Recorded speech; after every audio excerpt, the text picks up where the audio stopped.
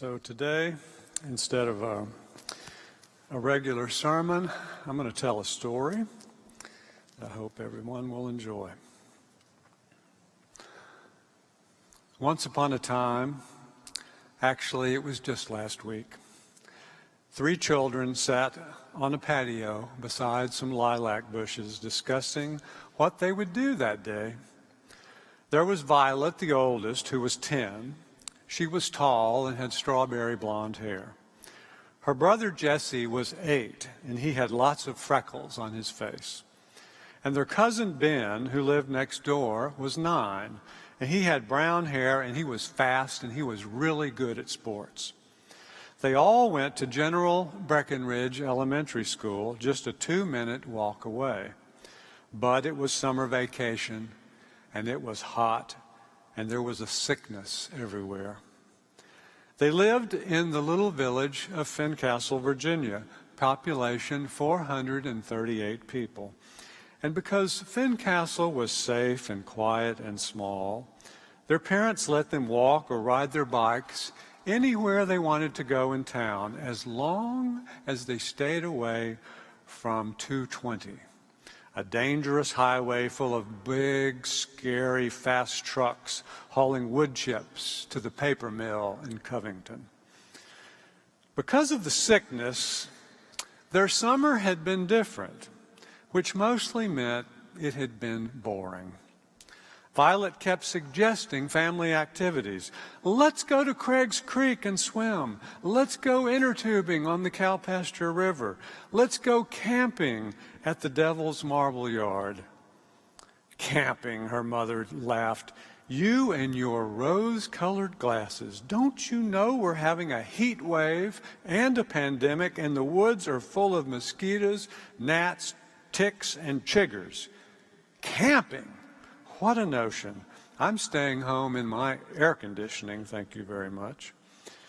Violet's mother had often mentioned those rose-colored glasses. You and your rose-colored glasses, Violet. It seemed to be something about her mother thought her great idea was a bad idea. But Violet just figured that was her mother's opinion. Violet really liked to go to church, and because of the sickness, church was closed. And so she said to Ben and Jesse, since church is closed from the sickness, how about we have our own church service? We can make our own church in the woods. And the 3 children actually did spend a lot of time in the woods, despite the mosquitoes, the gnats, the chiggers, the ticks, and the poison ivy. There was a big woods right behind the Presbyterian church, and it was owned by Violet's Uncle George. And Uncle George said that they could play back there any time they wanted to. Well, as they walked up the hill toward the church, they saw that Reverend Moss's car was parked in the church parking lot. Hey, said Jesse, let's go talk to Reverend Moss. He must be in his office. Well, they were not allowed to come into the church because of the sickness. So they threw pine cones up at Reverend Moss's window, and he heard them, and he opened the window, and he looked down at them. Well, it's Jesse, Ben, and Violet. So good to see you. Good to see you too, Reverend Moss, said Ben. We miss you. I miss you too, said Reverend Moss. I'm tired of this sickness. We're going to have our own church service in the woods, said Jesse. Do you want to come? Better not, said Reverend Moss. I get poison ivy just looking at it. Horrible rash, bubbles on my skins, oozing nasty stuff. One time it got so bad I had to go to the doctor and get a shot. None of us get it, said Violet. Not even our parents. We can rub it all over our arms and nothing happens. Lucky, said Reverend Moss. Very, very lucky. So tell me about your worship service. What are you going to do? Violet suddenly realized she had no plan. We're still deciding, said Violet. Do you have any ideas, Reverend Moss? Well, you could make a Jesus window, said Reverend Moss. I read about it in a book, and it sounds pretty cool. Well, tell us, said Violet. Well, you get a shovel and you dig a little hole. And then you put things into the hole like a cross or a little Bible or a picture of Jesus or other Bible pictures like a picture of Noah and the ark or Moses and the Ten Commandments. And then you get a piece of clear plastic and you make a window over the top of the hole, and then you lie on your stomach and look through the window. Said Violet. That wasn't really what she had in mind, but just to be polite, she said, thanks. We'll consider it. Well, said Reverend Moss, you should read the Bible, at least, in your service. And, hey, I've got one of these little Gideon Bibles that fit in your pocket. It has the New Testament and some of the Psalms. I'll throw it down to you. So it might have looked about the size of this book, something like this, or some of these old catechisms that Donna loaned me, something very small with tiny little print, but so convenient because you could put it in your pocket. He said, I suggest Psalm 23 and Matthew 7, 1-5. Well, his phone rang in his office, and he said he had to go. He said goodbye, closed his window. So off they went into the woods, where they had a little hideout, a kind of fort, with a circle of stones and old rusty patio chairs to sit in. There were lots and lots of ferns there, and Violet saw this show on TV all about ferns, and that ferns only grow where the air is pure and clean, and if you take a deep breath beside the ferns, they will give you energy. And you may all know that a fern looks like this, and almost everybody probably has some kind of fern growing in your front or backyard. And certainly, if you have any woods in your neighborhood, you can go into those woods and very quickly you will find ferns. There are lots of different kinds, and they all grow where the air is pure and clean. So Violet read them the Bible verses. First, Psalm 23. She liked the idea of being led beside still waters and restoring her soul. But she wasn't quite sure what a restored soul would look like. And then she read Matthew 7 about not judging others so God would not judge you. Take the log out of your own eye before you ask your friend to take that little speck out of her eye. Do I need to explain the meaning of this to you? Asked Violet. Yes, said the boys. She said it means this: don't criticize someone for some tiny little fault or mistake. Instead, be honest about your own big faults. You mean, Jesse asked. Now remember, Jesse was her brother.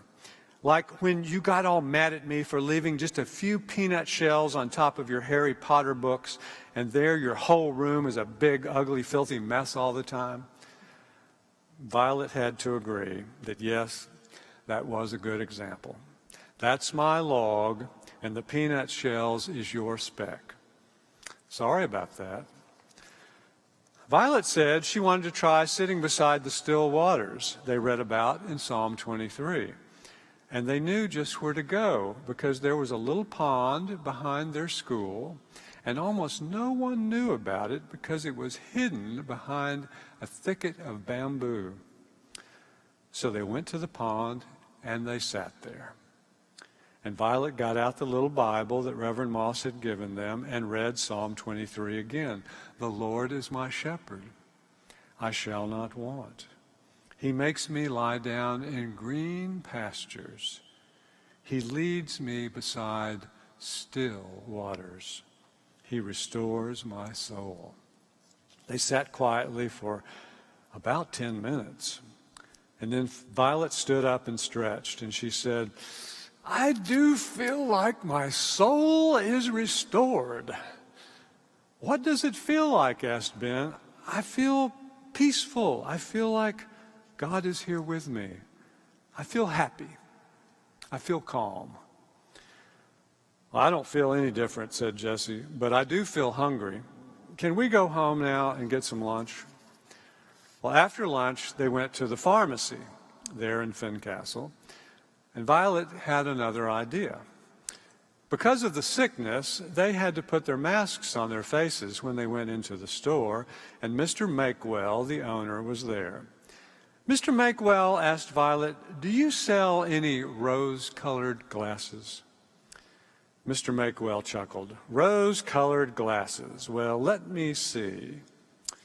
You know, I think I do have some sunglasses that have a kind of rose tint to them.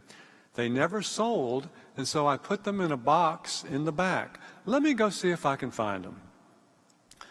So Mr. Makewell went back in the back storeroom, and he rummaged around, and he came back with 3 pair of sunglasses with a sort of pinkish roses color to the lenses. They tried them on, and everything looked rose-colored. "Cool," said Ben. "Awesome," said Jessie. "How much?" asked Violet. "Oh, no charge. I was going to throw them out eventually anyway. Like I said, no one ever bought them. People seem to like the polarized kind with the green or the yellow color. They just aren't very popular." "Thank you, Mr. Makewell," they all said.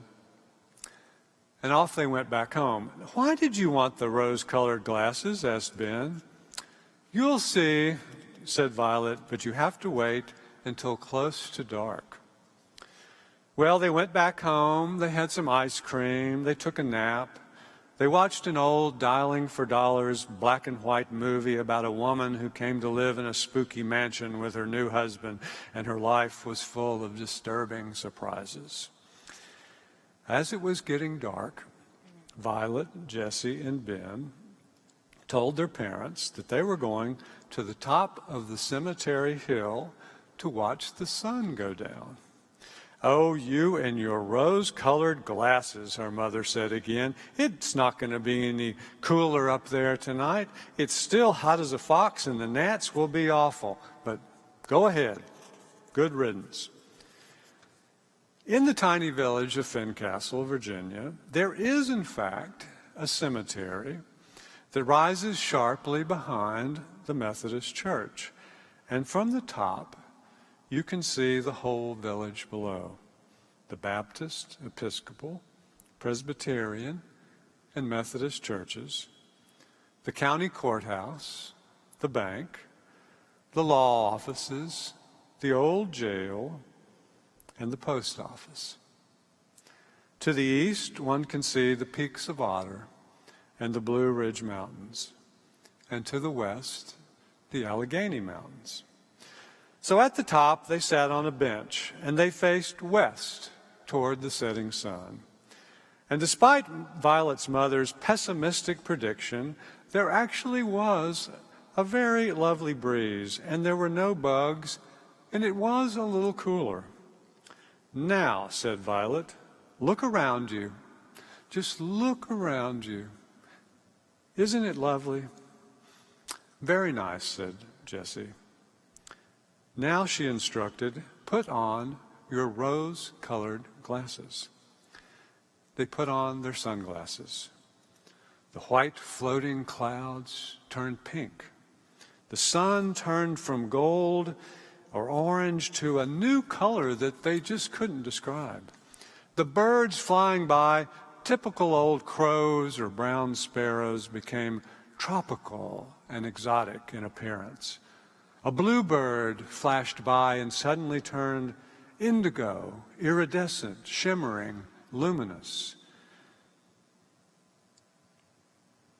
"This is what I'm thinking," Violet said, very quietly, very slowly. "This is what I'm thinking. When we pay attention, when we stop and slow down and really look at things, we can see them as God wants us to see them. Kind of better or more beautiful, like wearing rose-colored glasses." They sat there in silence for a long time, peaceful and happy, watching the sky, the clouds, the birds, the wind moving through the branches of the cedar trees, the strange colored sun going down until it disappeared behind the rose-colored mountains, turning magenta, peach, fuchsia, lavender, and orchid against the stars and the moon. The end.